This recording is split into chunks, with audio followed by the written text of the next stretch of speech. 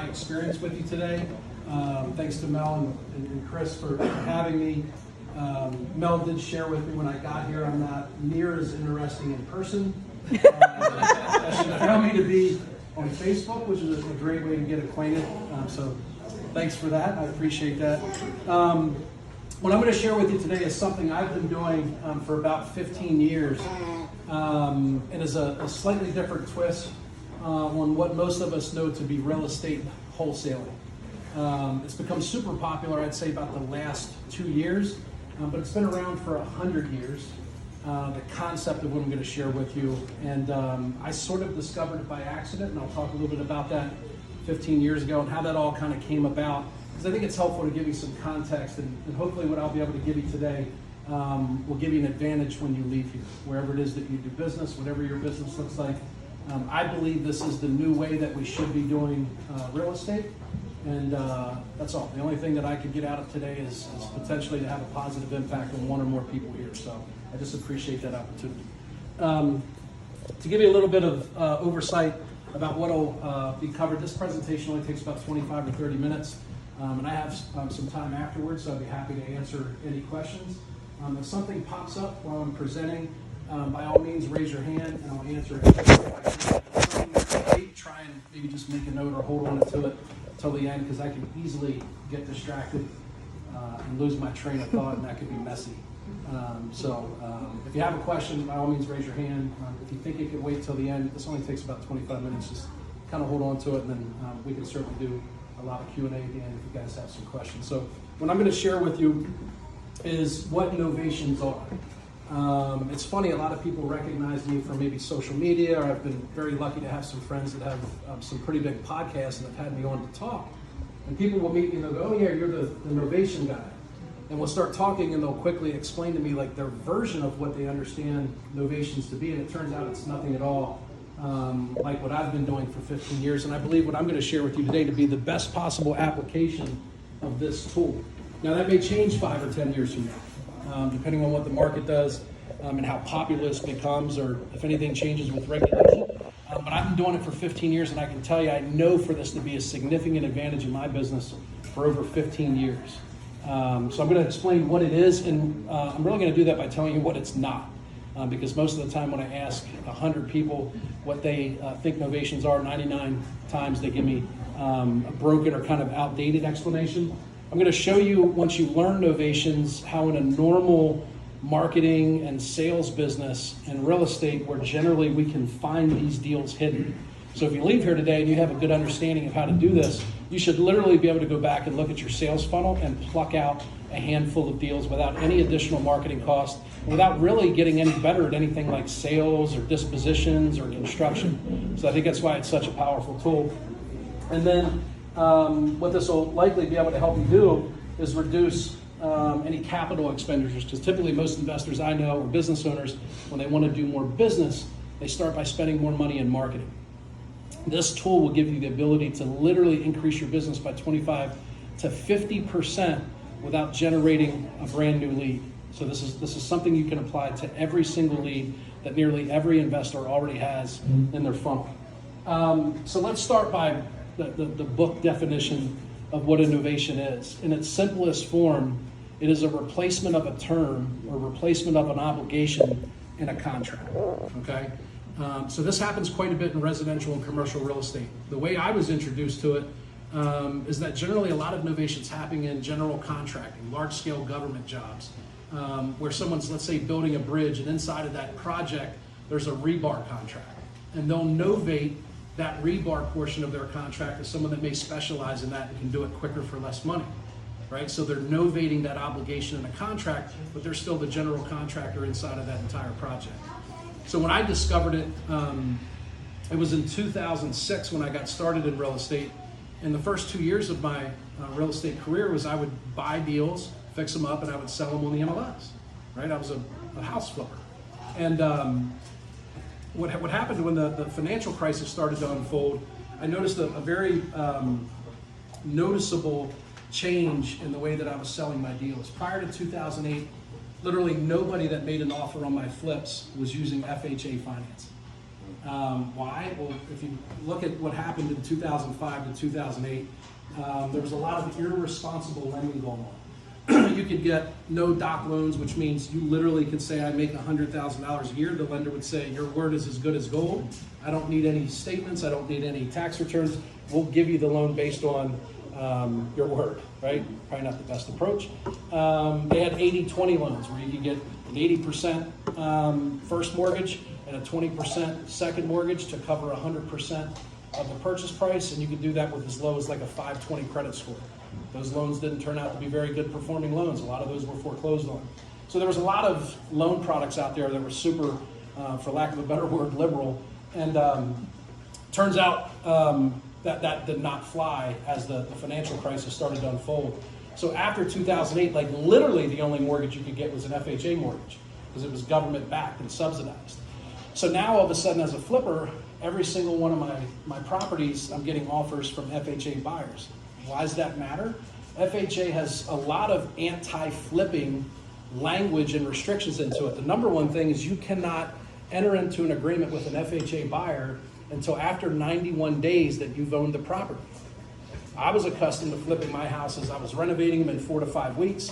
I was listing them, selling them in a week, and going to settlement, typically within 90 days.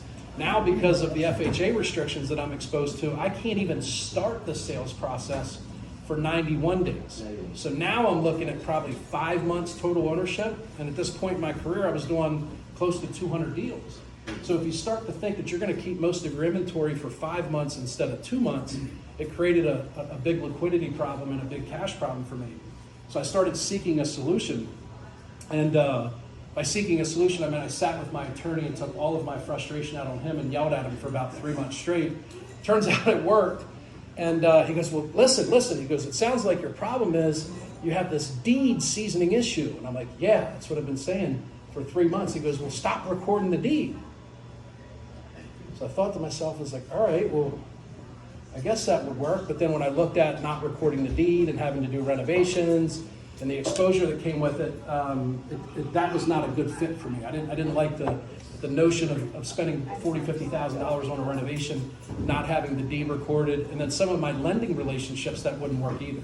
Like if I didn't have collateral by way of deed, private lenders and banks wouldn't give me a line of credit or a loan against the property. So in that instance, it didn't work for me. But now I had this new knowledge, right? Like I kind of went through this boot camp of learning what a novation was, and I tried to make it work in my existing business model, and I chose not to apply that version of novations to fix and flipping. But simultaneously, I was buying houses off market, direct to seller. We did television, billboards, direct mail. I don't think when I started, Facebook was around yet, so I wasn't doing Facebook advertising. We were actually, I believe, in the newspaper. If that'll give you a hint of how old I am.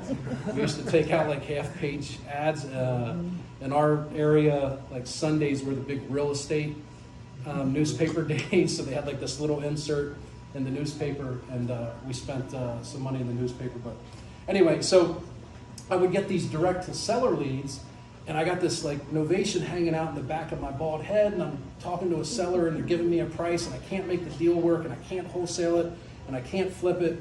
And I like decided I was going to try this novation trick on a direct to seller lead. And long story short, I ended up making, I don't know, maybe $15,000 or $20,000 on the deal, never paid for it, never renovated it, sold it on the MLS to a retail buyer, and everybody was happy. So I'll get into the more of the mechanics of how that works, but that was my introduction to novation about 15 years ago. About my first 50 or so novation deals I bought at public auction. If I were to describe like an ideal novation property to you, it's a mechanically sound property that's outdated. And in my market, and it may be the same here, as I travel outside of Pennsylvania, I realize a lot of places aren't big on public auctions, but at least in my section of PA, a lot of elderly people and estates and probates will go to an attorney and say, hey, we'd like to sell mom's house. What's the best way to do it? A lot of that gets sold by a public auctioneer. So if you've never been to a public auction, I would encourage you to start doing that. Even to this day, with as competitive as fix and flipping and wholesaling and stuff is, we do 2 to 3 novations each and every month from public auctions. all right? So anyway, that's how I got started. That's the definition of novations. Hopefully, the other thing I wanted to tell you is I promised you I'd tell you what it's not. Most people that I run into that have heard of novations before say, yeah, isn't that where you like partner with the seller and then like fix and flip the house and then you guys like split the proceeds? And while that I guess is a version of novations that may have been around for a while, there's two things out of those two things I don't like, right? So it's two for two. One, I don't like partners. They can be very challenging and oftentimes end very messy. Partnering with a homeowner sounds like a nightmare, right? I don't like the odds in that relationship. Number two, anytime I can make revenue without renovation, to me that is a very desirable situation. So revenue without reno is a great way to make money. I mean, that's the basics of wholesaling, right? So anybody that knows anything about wholesaling is actively wholesaling. We make money, and I don't have to deal with contractors and construction. No offense to the contractors in the room, but sometimes we just don't see eye to eye. They think it's worth $1 million. We think it should cost $12,000, and somehow it ends up being closer to their number and mine. It takes twice as long as we agree. That's my experience, right? Shame on me. So that's what a novation is not, okay, in my eyes. I wouldn't encourage you to partner with a seller and do renovations on a house that you don't own that's potentially occupied and then have some like loose agreement about how you're going to split the proceeds. And what I think I can show you is the only reason people may be doing it that way is because they don't know how to do this. This is a much, I think, there's way higher ceilings with what I'm going to show you versus the fix and flip novation strategy. So, why should you pay attention to this? What does this all mean? So, who here is familiar with wholesale? Like knows a little bit or a whole lot about wholesale, right? Show of hands, you guys also are familiar with what an assignment is, right? If you're in wholesale, we all know what an assignment is. Can somebody tell me what just basic explanation of what assignment is? Anybody? What's that? Look at a contract. Signing your position on a contract. Right. Exactly. So the basic assignment is if I get a property under contract from Mel for $100,000, and I go to what's your name? Matt, and I say, Matt, I got a good deal. Give me $10,000 and I'll give you my contract for $100. So he's now in the deal for $110. He fixes it up, doubles whatever he wants, and sells it for $25,000 profit. So I'm assigning, not actually the property, I'm assigning my interest in the property. We call it equitable interest. So that assignment is where I sell Mel's deal that I got from her to Matt for a $10,000 premium, and he's in the deal for $110. Make sense? Everybody good? So why is that different than a novation? Remember, the key word is assignment, and now we're saying substitution. So like, Eric, why did I give a crap about that? What's it matter? You're getting caught up in words and definitions. That doesn't mean anything to me. Well, the key difference between an assignment to an investor, right, that wants a deal, still needs to make a profit, and a novation can be sold to a retail buyer, okay? So wholesalers or investors, what price do they pay when they buy a property from you guys? 70%, 75% maybe if we get lucky, right? What do retail buyers pay? 100%, sometimes more if they really love the place. So who would we want to sell our deals to? Someone that pays 70% or 100%? I want to sell to the guy that's going to pay the most. But an assignment's not a financeable transaction. It's not an arm's length transaction, which means the bank won't lend on it because you can't get title insurance on the investor. Does that make sense? Because when it passes through you as an investor in the assignment, they have to insure you in order for the bank to protect their interest in the property, and that's not possible. So it's not a financeable transaction. A novation, because remember it's a substitution, is now a financeable transaction. You with me so far? I go through this kind of quick because I've done it a couple times, but I see a lot of nodding heads. So everybody's pretty good up to this point? So that's the key difference between an assignment and a novation, is the key word being substitution. All right, Eric, seems cool, right? Like, what's the big deal about this? Why should I care? Well, I've taught this now to just shy of 500 investors across the country in the last 2 years. So I have access to lots and lots of people's numbers. I'm in a couple masterminds with some just major players, And one guy does 30,000 wholesale deals a year. You guys know New Western? Oh my gosh. So that guy, Stuart Denyer, is in a mastermind that I'm in, and I get access to that dude's brain. He does over 30,000. 30,000. Yeah. So, and I see everybody's numbers, right? So average across the country, typical, and yours may be higher, you may be a little bit lower, but generally wholesale profits are between $13,000 and $20,000.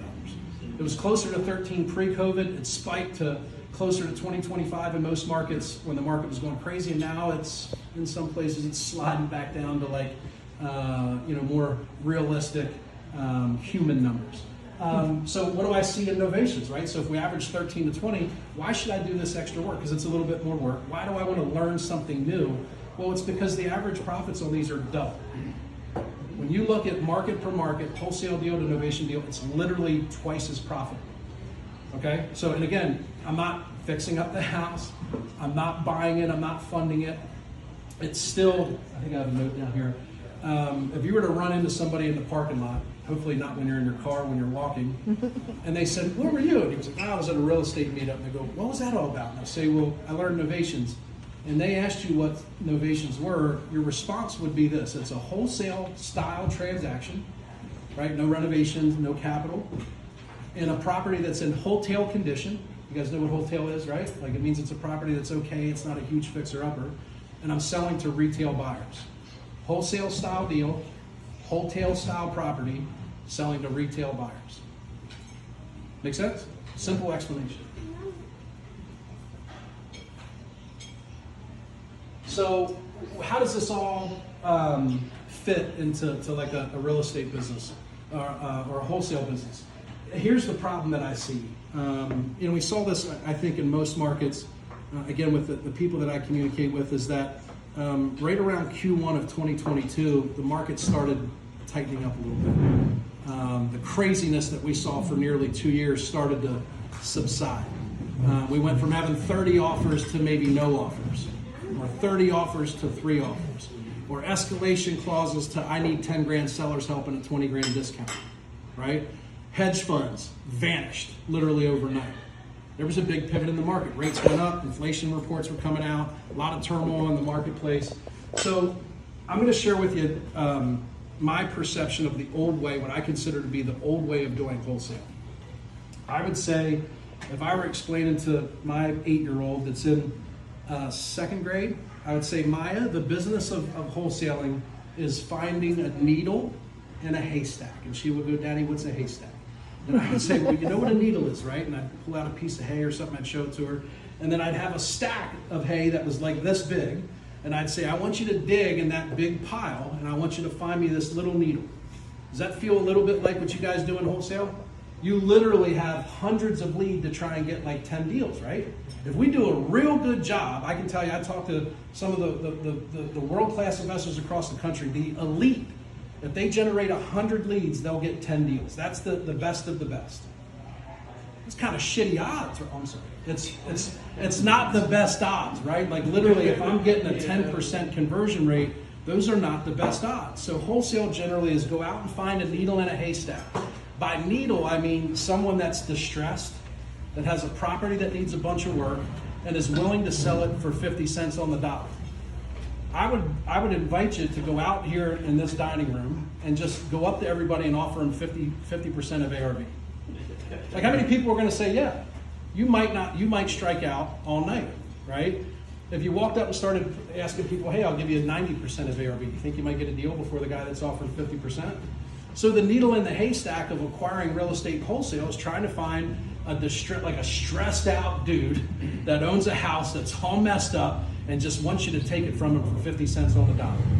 To me, that's a needle in a haystack. I've talked to tens of thousands of homeowners, and more times than not, they tell me to get out of their house, right? And then once you're lucky enough to find that needle in a haystack, that's a fixer-upper owned by a stressed-out seller that'll sell it to you for half of what it's worth, you then got to go out and sell that to another needle and a different haystack. It's a cash buyer that's crazy enough to think that they can take a house, fix it up, and make money 3 months later, right? So buy a needle in a haystack, sell it to a needle in a haystack. It's kind of crazy. But 3, 4, 5 years ago, very lucrative business, right? The market was very forgiving. The wind was at our back. We could buy from sellers and pay them more than they ever thought they would get because someone would pay me more than I ever thought I'd get. That's what the market conditions were, right? Over that time, how many of you have been in wholesale less than 2 years? It's a fair amount of the room, right? That business has absolutely exploded in the last 3 years. I mean, you literally can be 18 with a laptop and YouTube and learn how to wholesale in a weekend. That's the amazing thing about it, right? It's created this remarkable freedom overnight for thousands and thousands of people. That's the upside. The downside is it makes it hyper competitive for us, right? So anybody that's doing business, whether you've been in the business 17 years like me or you've been in the business 17 months, the business got harder and more competitive in the last 3 years. It's just basic economics, right? So needle in a haystack for me, selling to a needle in a haystack, it's challenging odds. So what do we find? The problem that I shared with you is the basic economics of wholesale. What did we start to see after Q1? Hedge funds dried up. A lot of investors, I'll do my best way to explain this. Here's how I'd explain the real estate market between like Q1 of 2022 and about, we'll just call it December of 2022. Sellers still thought their house was worth $1 million because they've been hearing on TV and the radio that it's the craziest real estate market we've ever seen. I mean, I've been in 17 years. What happened post-COVID compared to 05, 06, and 07 is not remotely comparable. I thought the market was crazy in 06. What happened this time, I'm telling you, they're not even in the same ballpark. Not even remotely. It was 10 times more crazy than 2006 and 7. Just nutty, crappy stuff. Appraisal waivers, I had no idea what an appraisal waiver is. I've been in the business for 15 years before that. It's now routine practice. Escalation clauses, 30, 40, 50. I mean, if you saw an escalation clause prior to COVID, it was like maybe 5 or 10 grand, and it's only because you underpriced it, right? So all they did was it escalated back to what it was really worth. These escalation clauses that we were seeing for the last 3 years were setting just ridiculous records. Like, and somehow they appraised, which back then appraisals were a problem, but I certainly wasn't going to complain. And in that environment, sellers still thought that their house was worth what it was worth in 2021. And the guy or gal that's going to buy it from you and fix it up is seeing inflation. They're watching rates go up. They're watching days on market increase. They might have lost money on their last deal or it sold for less than what they thought it would. And they're going, well, if I'm going to buy this and the prices keep going down by 10 or 15% per quarter, I better be conservative. And even though I think ARV is 250 now, I'm going to say, let's use 210. And then they bring you an offer and it's 30 grand less than what you're asking. Maybe 10 grand less than what you paid for it. And then we're going back to the seller, we're trying to renegotiate, they're upset, the deal blows up, we send a release, they give us a crappy Google review, and everybody's pissed off at each other. Sound familiar? Like that stuff happens, right? So that's what was happening, and that's why I think what I've been able to learn and I've been sharing has become so popular is because you had unrealistic sellers and unrealistic buyers, and here we are, the poor saps in the middle trying to make a living. Right? Goes back to the needle in the haystack again. So that's the problem. We're neglecting the largest part of the market. If you look in any market, you guys are in Chester County here, like pull your records and see how many total real estate transactions traded in the course of a quarter, and look how small the off-market segment is. If you guys do 2,000 deals in a quarter, I bet 1,800 of them happen through a real estate agent, the conventional way of selling a home, and here we are fist fighting and trying to compete over the same little 200 deals that are all the same fixer-upper owned by a stressed-out seller that are willing to sell for 50 cents on the dollar. It doesn't make sense, right? So here's the current options. When you come across a deal that's not all messed up and the seller's not super distressed and they won't sell for 50 cents on the dollar, your options, the way that I understand them, are to pay more. That's generally not good business practice for us to just pay whatever the seller wants and hope for the best. I don't suggest you do that. Hope you get a buyer, shop it around, blast it to your list. I've seen some wholesalers exaggerate ARV when they send their deals out. It's a paint and carpet rehab that's 10 grand and it's got fire damage in the basements and 7 feet of water. Once or twice I've seen it, right? So that just doesn't work. Maybe you'll get lucky and sell a deal to some rookie investor who doesn't know any better, but that's not a sustainable business model. And you're taking an awful lot of risk hoping that somebody's going to pay too much. I don't suggest that either. Or we get the lead and I'd ask for you guys someone to play along with me here. You guys, there's a couple hands here said you guys do some wholesale and stuff. You guys generate leads from sellers and. Okay. Yep. If someone were to call in, and anybody can answer, and they said, hey, I have a pretty nice house. It's not perfect, but it doesn't need a ton of work. The kitchen and bath's only like 6 or 7 years old. I've taken really good care of it. And I'd like to get about 90% of what it's worth. What generally is our response to that person? Not enough room. Not enough Let me fit. talk to my underwriter real quick about that. Yeah, and then we come back and we go, hey, listen, I talked to a team today that I do some training with. They generally don't even make an offer on that house, right? Because their point is that I don't want to upset them. I'll put them into follow-up and I'll keep in touch. And if like 3 or 4 months from now they change their mind, I'd like to have, he said, I want to keep leverage that 3 to 4 months from now I may be able to buy it because I didn't piss them off today. And I was like, well, what happens if you tell them on your postcard, your cold call, and your text that they'll get an offer right away, and then after you talk to them for 10 minutes, trying to get an offer out of you as the wholesaler is like pulling teeth. All of a sudden now we don't want to give up an offer, and on our postcard, our television ad, our billboard, our TV ad, we told them they could call us and have an offer in 2 minutes. I don't like that. That lacks integrity, right? We say one thing and we do another. That's called a lack of integrity. So what I would tell you is that typically what we do is most people will reject that deal. I can't help you. Sorry, we'll keep in touch in case you change your mind. But let's be honest about it. Does anybody just wake up one day and go, you know what? Matt was right. I was way off from what I was asking for my house. I'm going to call him back and take 90. They don't change their mind. What happens is something happens in their life or with the property